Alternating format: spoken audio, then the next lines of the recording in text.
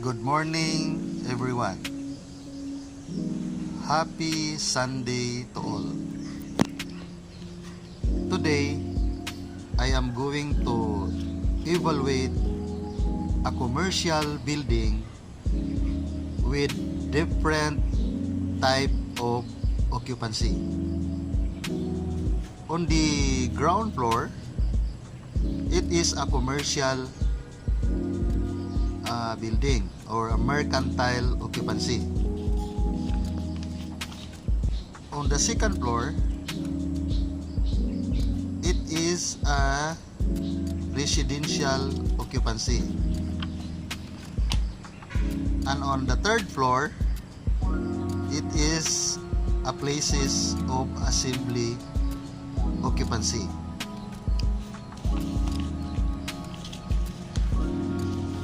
This morning, I am going to share on building plan evaluation, particularly in the computation of means of egress, the capacity of stairs, the capacity of doors, and the capacity of corridors. Before we can compute or determine the capacity of means of egress, we are going to compute first their widths, the width of doors, the width of stairs, and the width of corridors. Before we can compute the capacity of means of egress, we will determine first the occupant load of these places of assembly. The formula of the occupant load is equal to the total floor area divided by the occupant load factor. So, occupant load is equal to 614 meters square, which is the area of these places of assembly, the function hall, divided by the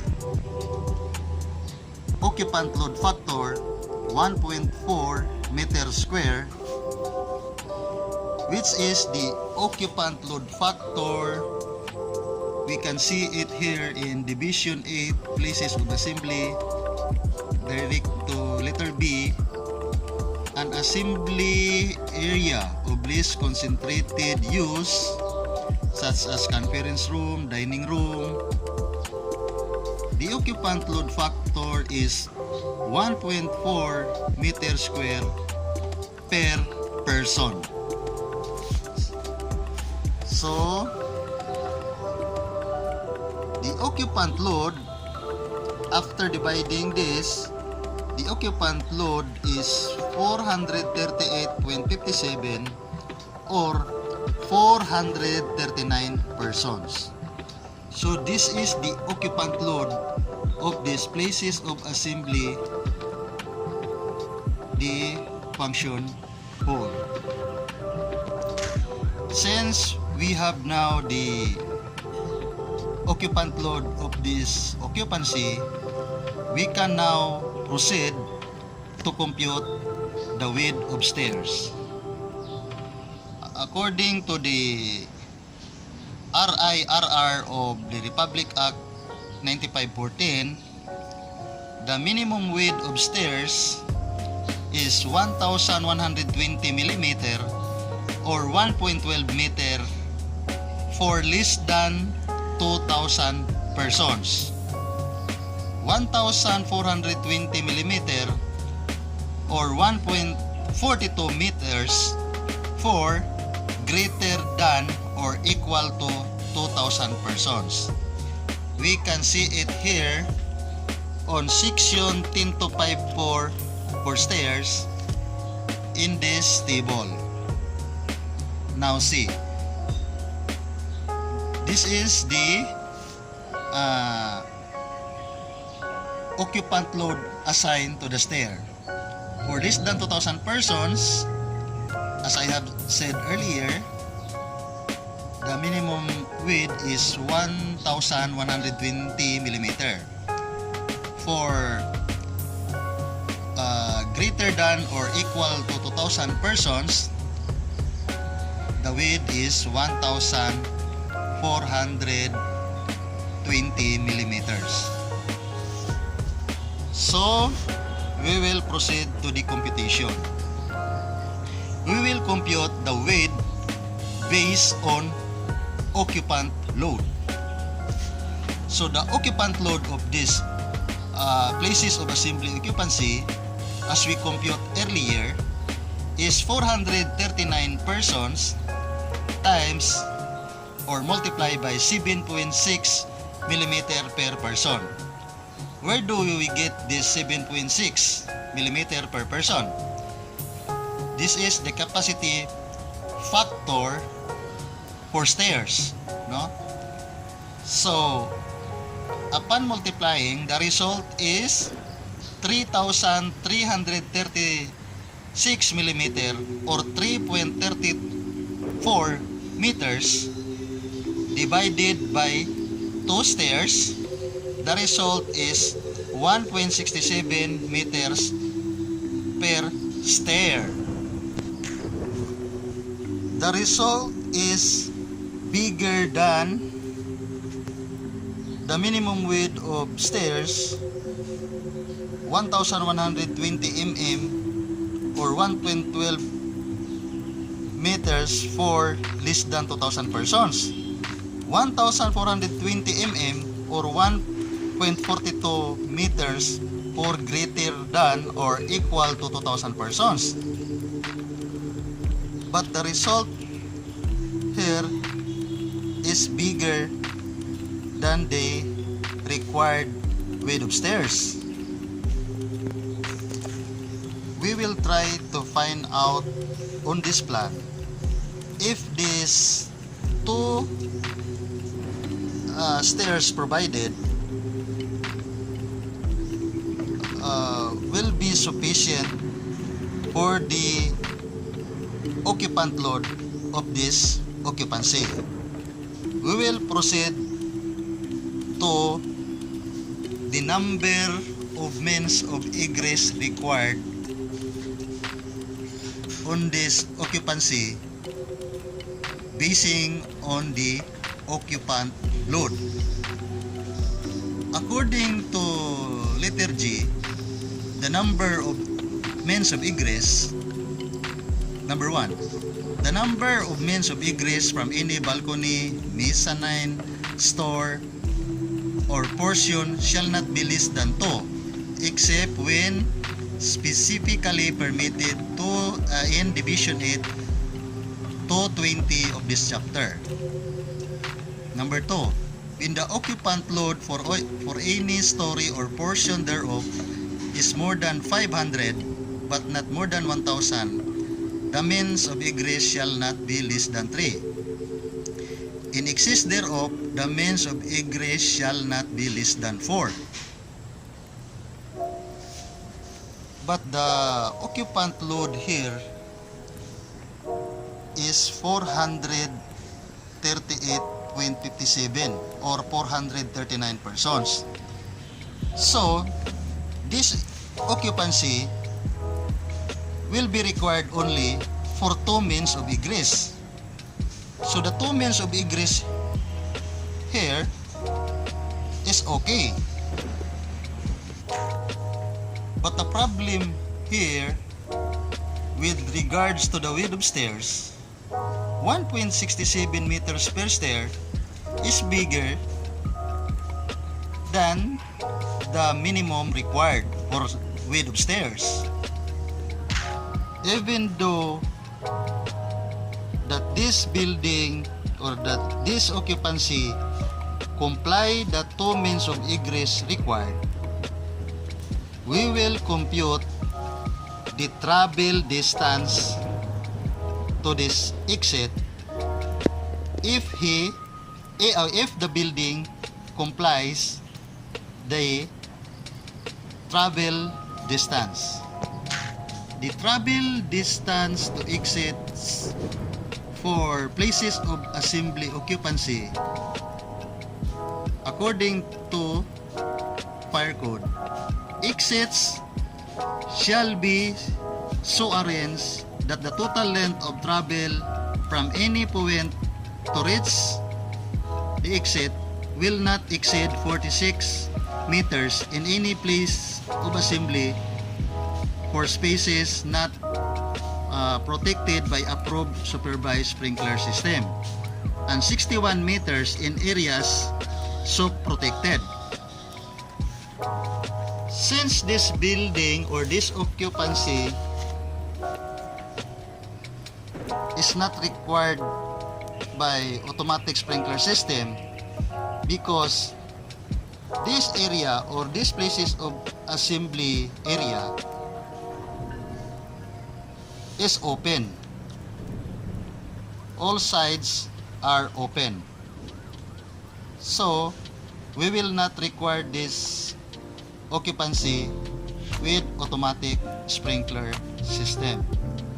So, we will follow the 46 meters travel distance. So, we will compute the travel distance.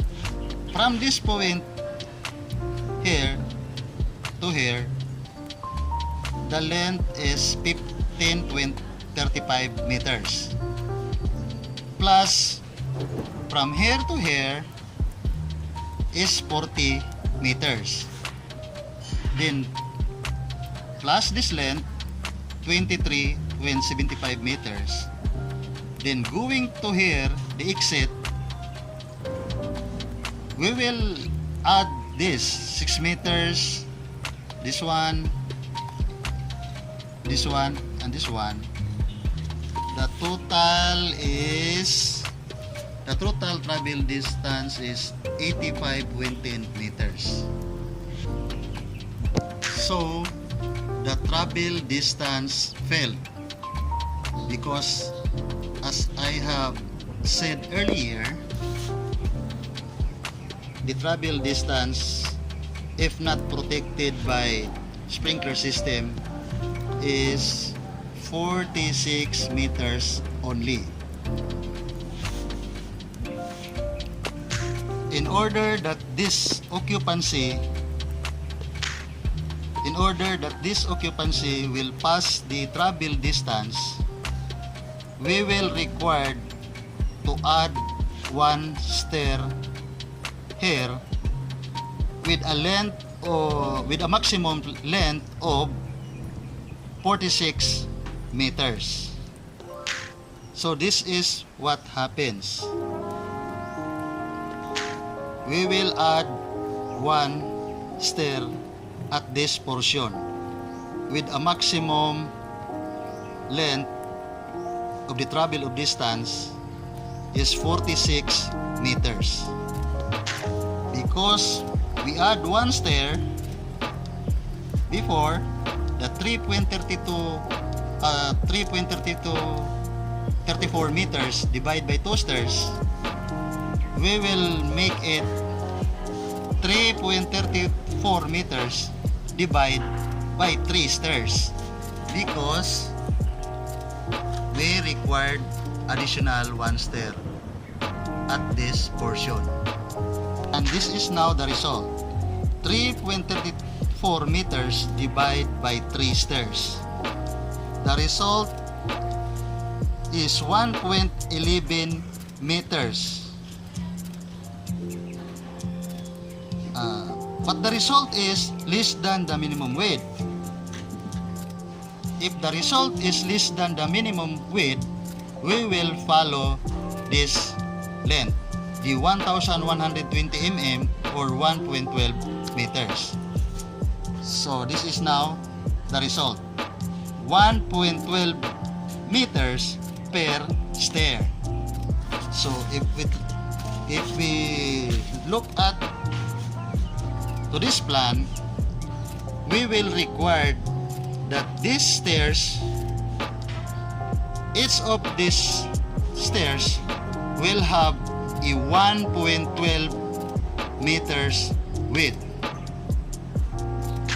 We will require this places of assembly occupancy to provide 1.12 meters every stair. And now we will proceed in computing the width of doors. The minimum width of doors is 710 millimeters or 0.71 meters. Width based on occupant load. As we have seen earlier, that the occupant load of that places of assembly is 439 persons. Multiply by the capacity factor of door. The capacity factor of door is 5 millimeter per person. So upon multiplying, the result is 2,195 millimeters or 2.195 meters. 2.195 meters divided by 3 doors, because we have now 3 doors, because we have 3 stairs. So upon dividing it by 3 doors, the result is 0.732 meters or 0.73 meters per door. So we will follow this for the width of doors. So we will require that these 3 doors for these stairs will have a width of 0.73 meter per door. Then we'll proceed to the width of corridors. Minimum width of corridor is 1,120 mm or 1.12 meter. Width based on occupant load, again 439 persons, the occupant load multiplied by 5 mm per person again, because this is also the capacity factor for corridor. So the result is 2,195 millimeter or 2.195 meters. So we will require that the corridor for these places of assembly will be 2.10 meters width for corridor. And now we can compute the capacity of door. The clear width of a door for these places of assembly is 732 mm divided by the capacity factor 5 mm per person. The result is 146.4 or 147 persons. So the capacity for the doors, for every door of these places of assembly will be 147 persons per door. Then the capacity of corridor, 2,195 mm, the clear width of corridor divided again by 5 mm per person, which is the capacity factor. The result is 439 divided 3 corridors, because we have 3 stairs, 3 means of egress, so we will also have 3 corridors for this building. So the result is, upon dividing 439 divided 3 corridors, the result is 146.3 or 147 persons per corridor. And then we will proceed to the capacity of stairs. Since we have also a 1,120 millimeter for the width of stair divided by 7.6 millimeter per person, which is the capacity factor for stair, the result is 147.3 or 148 persons per stair. And now we will check for the requirement, because the capacity of stair, the requirement is 60 persons per unit of exit width per minute. So we will compute. Since we have 148 persons required per stair, we did not know the number of minutes, and the requirement is 60 persons per unit of exit width per minute. So we will cross multiply so that we will know the value of x, or the number of minutes for this 148 persons. So we will cross multiply. This is the procedure, and the result is the required minutes is 2.47 minutes. So upon this requirement, the 148 persons per unit of exit width per 2.47 minutes. Okay? For the capacity of corridor, the requirement is 100 persons per unit of exit width per minute. So again, we do not know the value of x, or the number of minutes for this 147 persons. We will cross multiply, and the answer is 1.47 minutes for 147 persons to pass that corridor. So the result is 147 persons per unit of exit width per 1.47 minutes.